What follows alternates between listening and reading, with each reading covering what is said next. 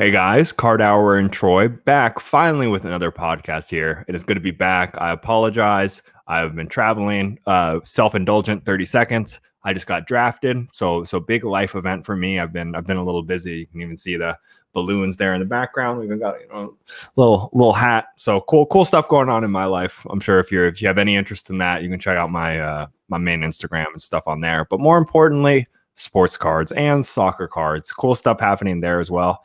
It's good to be back, man. Yeah, it's good. It's good to have you back. It's like Yeah. it disappeared for a In a while, minute. but I missed you, man. I don't know. I didn't feel right. I didn't feel right without our weekly podcast. But in the 2 weeks or whatever it's been that I've been gone, there's been some really interesting stuff going on. We're going to talk about a little later. Golden auctions, Erling Haaland, top scorer in Bundesliga auto going for 120K. I think that's just huge for the hobby. We'll get back to that. But beforehand, there's been a lot of games going on. The ones that kind of stood out to me were Messi and Ronaldo for the first time ever, right? Or not first time ever, but in however many years, neither of them will be playing in the quarterfinals. yeah, like 15 or 6 whatever years. It's been a long time since we haven't seen them in the quarterfinals. Well, it feels like a transition, right? I almost don't want to say it, but it feels like a kind of exit of these players. I mean, it's only a matter of time. Like, they cannot play forever. That's one. And you're going to see it with Bayern Munich as well. I mean, Lewandowski, Müller, Neuer, Boateng, they're all getting aged. And at some point, they're going to retire. But yeah, I think that shows you that even Messi and Ronaldo are not, like, even though people call them gods or whatever, they're just, at some point, they're just one guy in a team. And I mean, you could argue that Ronaldo just scored 3 goals in his game against Cagliari over the weekend, and it still shows that he's very good.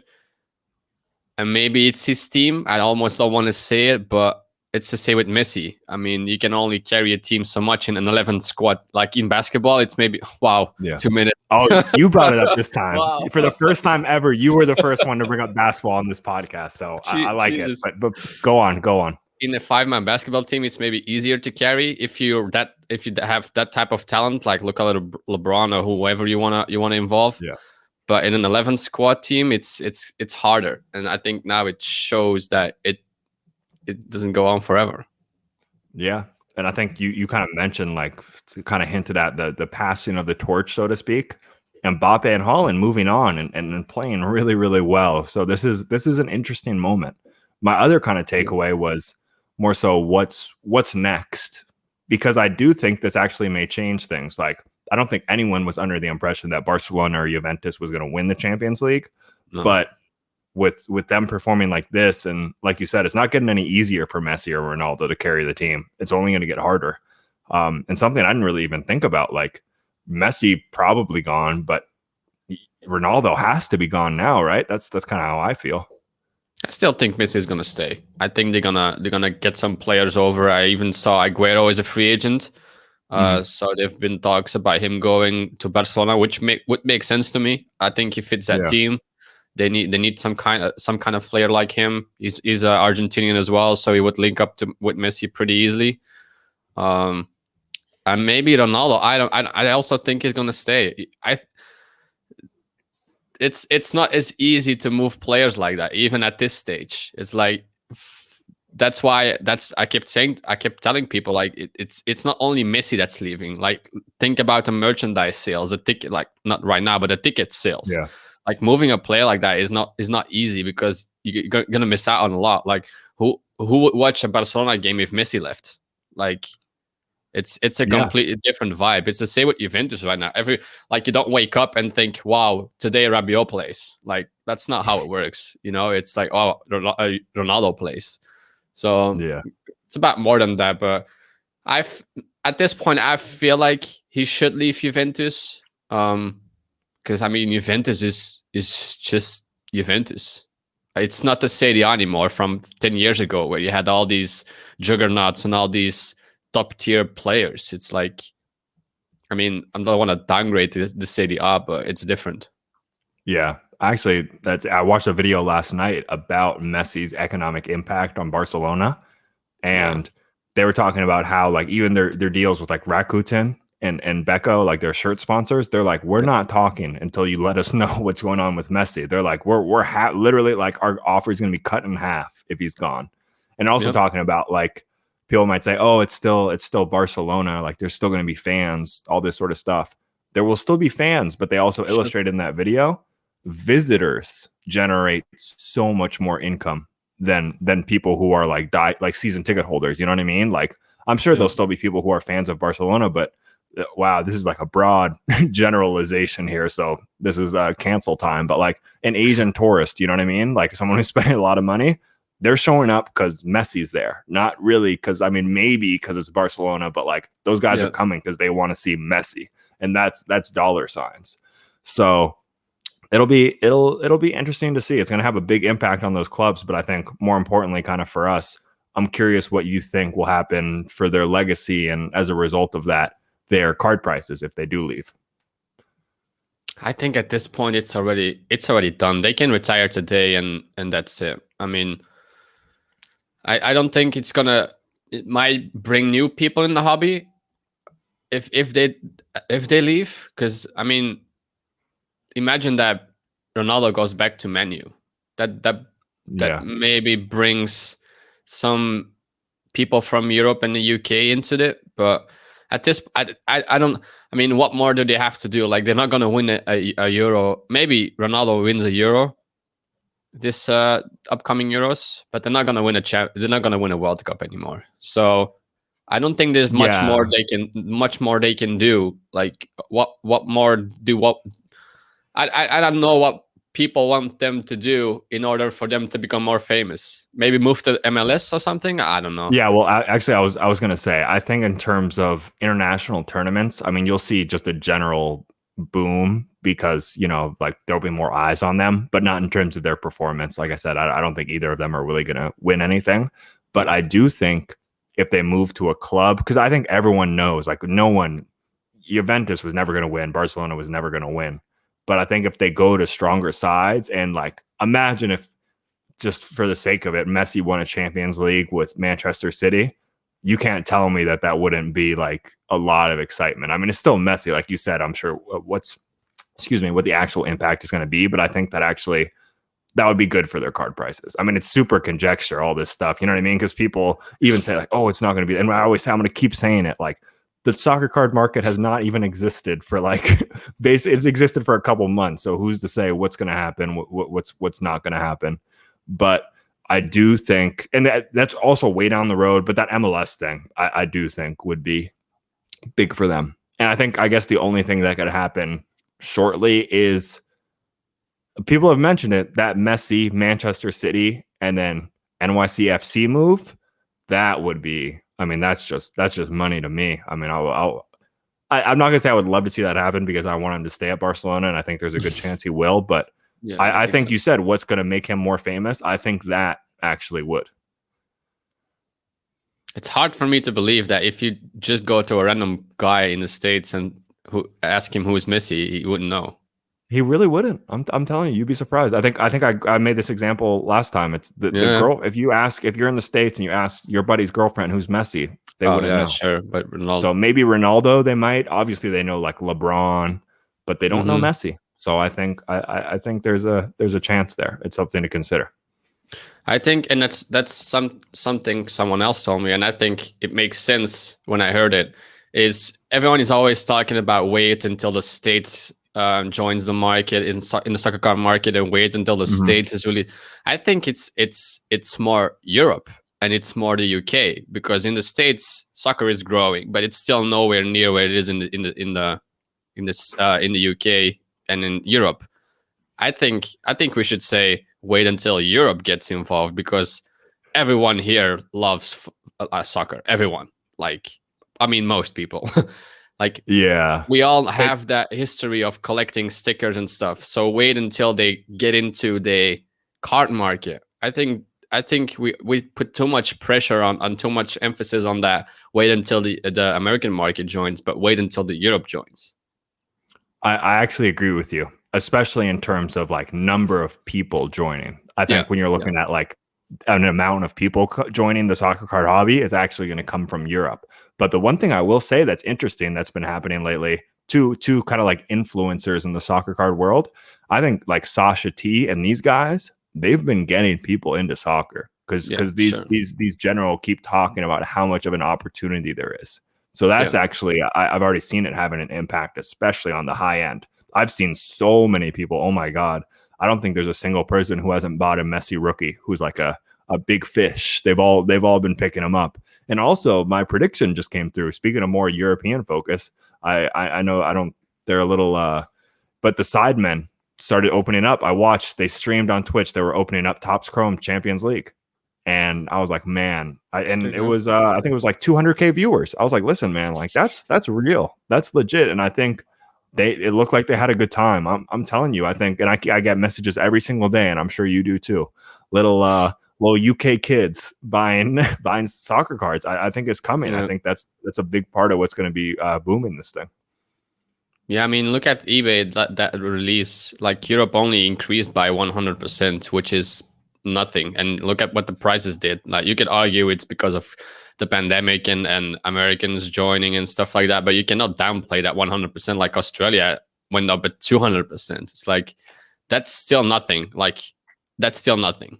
So I think, and especially with all these big events coming, it's, I mean, you can never say that a crash is not going to happen, but it would very much surprise me that the market goes down like where it started in the next 5-6 years, because there's just too much attention, there's just too much going on, and I mean, it's hard to see it go down. Yeah, I agree with you, and that actually transitions to something I also kind of wanted to talk about. All this other stuff that's happening, right? Like the Sidemen were like Pokemon cards. I think actually, like in Europe especially, I think they've kind of become a thing this year, and that's like gotten people into thinking about sports cards and Top Shot and NFTs. All this kind of stuff, I think, leads people towards sports cards or soccer cards specifically for the sake of this conversation. And I everyone I've talked to, right? Like once everyone gets in, for myself, I have not met a single person who's gotten into sports cards and done it for like a month and been like, this is stupid. I don't want to do this anymore. Like when people, it's a great hobby, man. It's great. So I think the more exposure and the more like this other stuff kind of happens, it's everything adjacent is good for soccer cards in the soccer card market. And that kind of, like I said, the transition, NFTs are booming. And some people have even talked about, oh, are they going to like take away for our sports cards, our physical goods going to be old news? And I'm just kind of curious what your take is on that. And sorry, I got to get one thing in before I forget, because I want to make sure we talk about it, was that like soccer index, like where you could like own a soccer player, and you hear that got shut down. I saw on Twitter a dude lost 130K in a day. Crazy. So sorry, I asked a million different questions, talked about a million different things, but I'll just kind of let you take that. Yeah, football index. Yeah, that was a disaster for a lot of people. Yeah. About NFTs, I actually just started to look into it like a week ago. So I'm not the most knowledgeable on the subject, but what I do think is that it gives an opportunity, and that's already a good start. I also think that a lot of NFTs right now are just selling air. For an example, Logan Paul, when he did his box breaks, what was it? He put $6 million in first edition boxes, and then he ripped them. And whenever he pulled something crazy, a hollow or whatever, he made that into a NFT, and then he sold that NFT. So basically, you spent money on Logan Paul pulling a card like that. What does that mean? Like I can make an NFT about that, but well, like who is Logan Paul in the Pokemon world? There's no one. Like everyone knows him as an influencer, and everyone knows him that he has a lot of money and he opens boxes. From a marketing perspective, he's a genius because he got so many people buying his merchandise because of that. Like the after effects of that NFT and the Pokemon thing is genius. That's just marketing. That's all he cares about, and views and all that stuff. So just be careful what you buy. That's why I have my thoughts about Top Shot as well, because you basically buy You don't have to say sorry to me. I'm not in. You buy YouTube clips. Like, what does that mean? You don't hold the right to the clips. You just have them on the website you don't own. So it's stuff like that makes me, I don't know. I think that's different with Sorare. That's the soccer NFT right now. That's booming. I mean, I always after call it. I thought it was Sorare for a long time. let's call it Sorare. It sounds kind of cooler, right? Like, oh yeah, he's got something Yeah, on maybe. Sorare. It's like the Spanish version. Yeah. But I think that's different because you can put on a blockchain and use it for other stuff as well. But it actually makes sense, and that's why I love Sorare so much, is because let's take a Belgian player for example. If you would have his card in the soccer card market right now, that's maybe a 50-cent sticker. But on Sorare, they are really match based, so they use in-game statistics, and then you get points. So even though your 50-cent player is worthless in the real world, if he puts up numbers, he scores assists, through balls, whatever he does in game, he can give you 100 points and he can win you a 5K NFT on the website. So it really goes much further than all the other fantasy sites I've been on. I've been on a couple because I love the game. I know the players, so why not?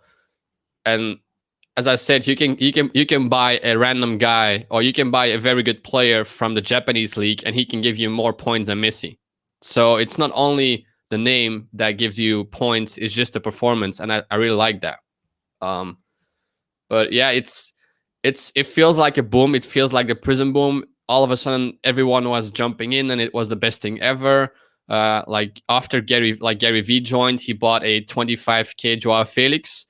And from that point, all the prices of every single player went up by 50%. Like, I just bought a defender from Antwerp, my local team, who puts up very good numbers. He is already 32, so he only has like 2-3 years left. And I had to pay 150 euros for him. Wow. That's a player you would not even buy a card of or a sticker of if you weren't a fan. So it shows you how expensive it already is. Like with 35 euro, that's the entry point for most players. You get a bench player who never plays. That's 35 euro. Imagine I paid like 50 euros for the craft cards I got there. Yeah. So it's whatever you want. Like, you don't have to invest in NFTs if you don't believe in it, if you don't want to, because you could use that money probably elsewhere. But I think it has something. And also going back to what you asked, because you asked a lot of questions about are they going to take away like, are we not going to see cards anymore because of NFTs?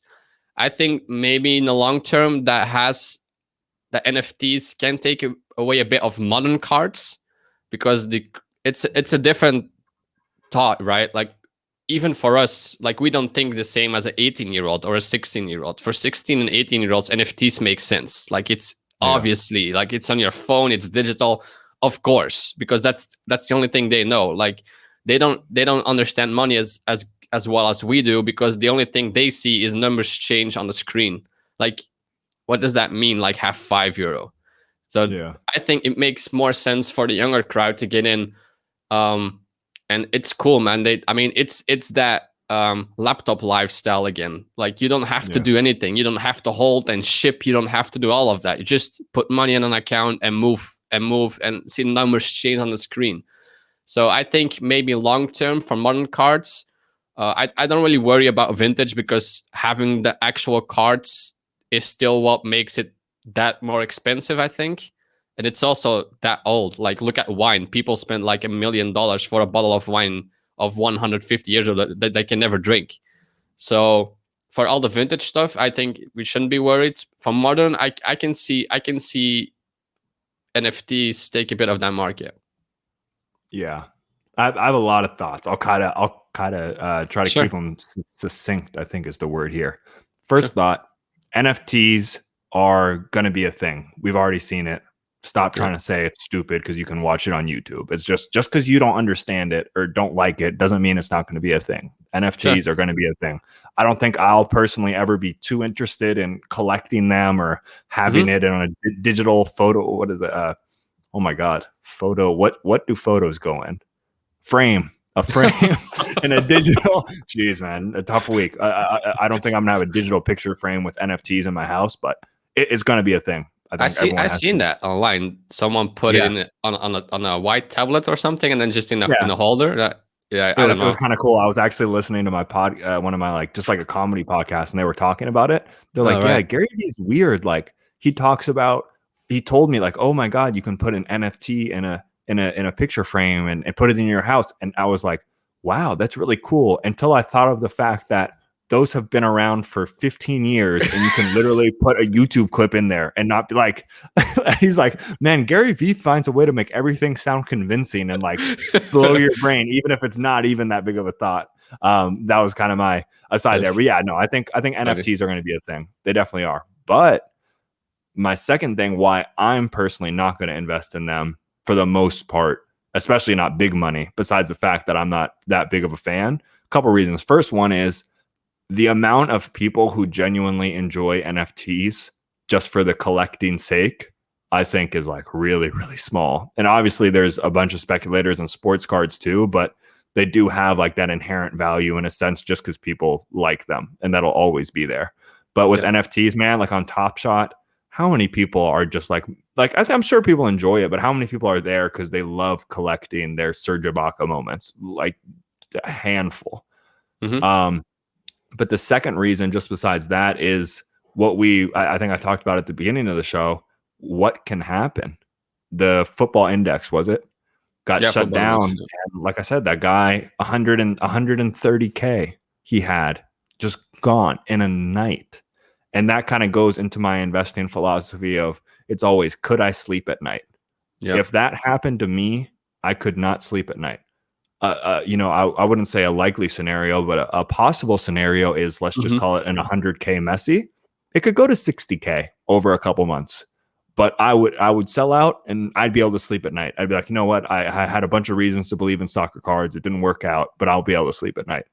But with NFTs, man, it's going to be a wasteland. And like with a Messi rookie card for me, like that's stable. It's always going to have value. What is going to, even if you say LeBron James first edition Top Shot, that's not even stable because Top Shot could disappear tomorrow. The NBA has no loyalty to Top Shot.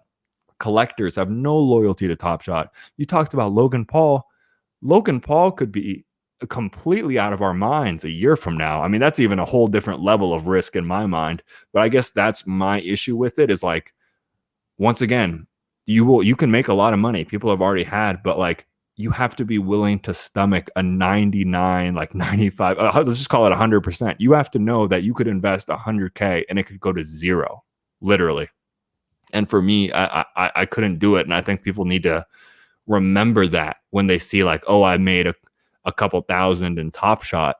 Just know like that. I mean, the people actually need to know that in sports cards too, but like in Top Shot and these NFTs for sure. That's the thing that scares me. Yeah, that's why I kind of compare right now with a Prism bubble, because these prices are going up super fast. Like everyone is joining, and you have to participate in an NFT and NFT and an NFT. That's the only thing Gary Vaynerchuk has been talking about for the last 2-3 weeks. That's NFTs. Everything on Twitter is about NFTs. Everything on Instagram is about NFTs. And he posts his buy of Joao Felix NFTs. So that's the only thing you've been hearing and seeing on YouTube for the last 2-3 weeks.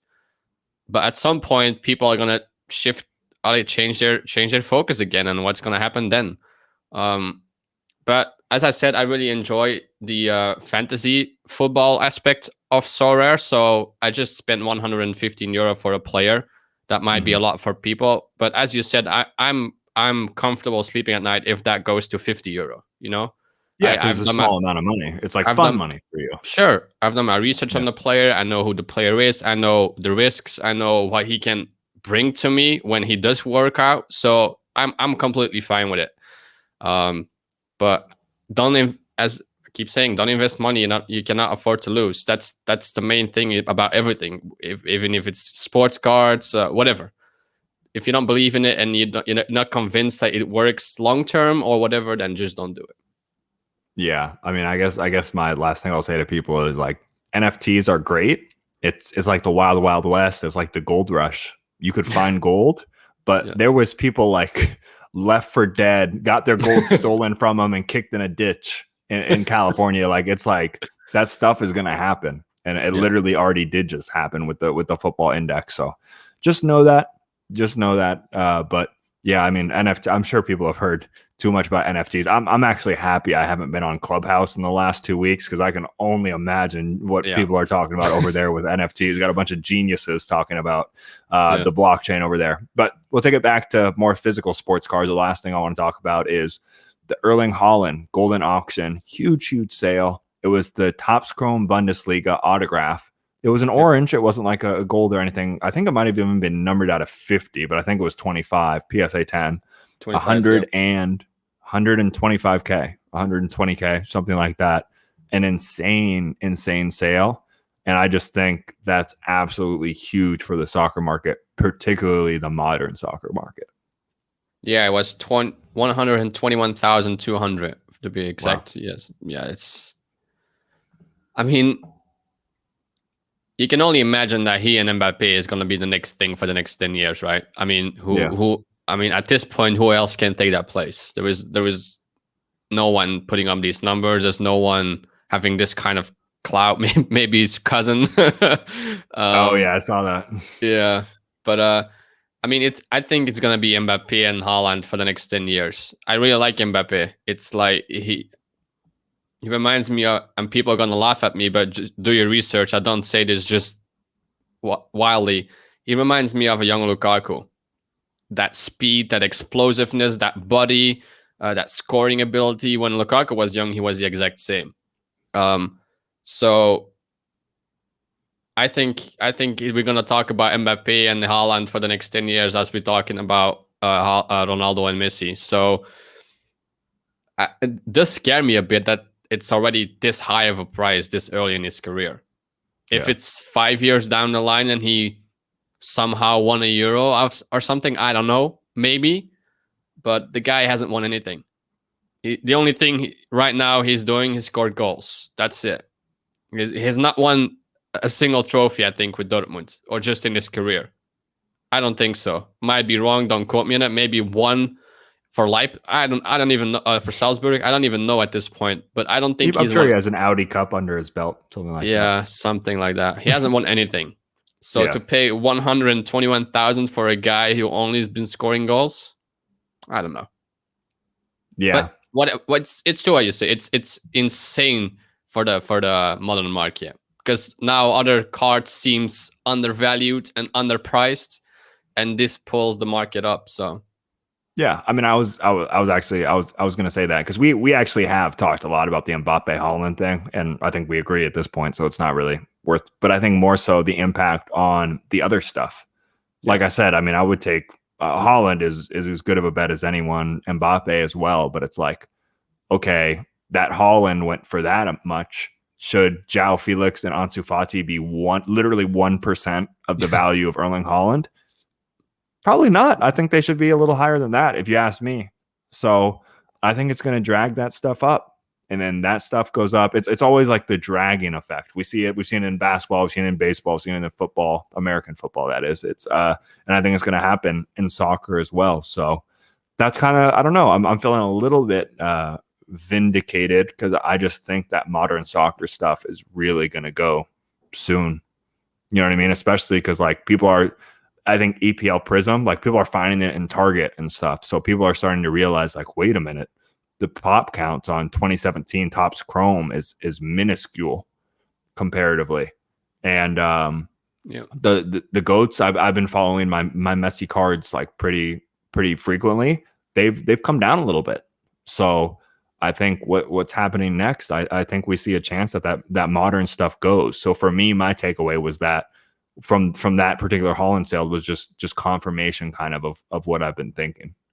Yeah, I was hoping like 2 or 3 months ago that during the Euros when he's not playing, the prices of Haaland are gonna come down, and I can like finally buy that sticker or whatever Haaland. Yeah. But he's now connected to Mbappe. So if Mbappe does well, people are gonna be, instead of his prices coming down, people are gonna be like, "Wow, Mbappe went up, so Yeah. why not Haaland?" And instead of prices going down because he's not playing, prices are actually going to go up because Mbappe. And at this point, I think that shows you that even though even it's just so reactionary. It's like not even performance based because I mean, even though Haaland's not playing, his price is going up. So Yeah. Well, yeah, all his stuff, like you mentioned the yeah. sticker. I was talking to this guy on Instagram. I literally just thought of this. He messaged me a couple months ago. He's like, I'm buying an Erling Haaland sticker PSA 10 for $1,000. I was like, yeah, go for it. But I mean, I didn't say go for it, but I was like, yeah, I mean, that's under comps. If you believe in him, like I'm sure. Mm-hmm. And he messaged me, I think it was yesterday, saying like, hey man, I'm going to sell it. And I checked comps. I think literally some sold around 10K. Like I literally think like that was the comp. It's definitely in the thousands. Like he's got to be up at least four or 5x. So that's, I mean, it's crazy, man. But I'm excited. All that stuff is going. Cruyff is going. I think it's once again confirmation of kind of what we've been saying. The soccer card market is the opportunities there, and it's funny listening to all these. And I'm sorry, I don't mean to sound like a know-it-all, but all these influencers, they're like, "Hey, man, you guys should check out the soccer thing. No one's really talking about it, but there's some cool stuff going on there." I'm like, "Yes, yes, there is cool stuff going on here." So it just that sale makes me very excited for the future. Like one more thing. I heard there is another stimulus check going in the States. There is like 1,400, if I'm not mistaken. Yeah. And I don't know how much. What do you think is that gonna do? The first thing I think is like maybe we should potentially. I'll actually probably get some heat for this, but I'll say it anyways. Maybe we should reconsider the purpose of these stimulus checks if we're looking at it as a boost to the card market. It's like everyone's like, "Ooh, free card money." It's like, wait a minute.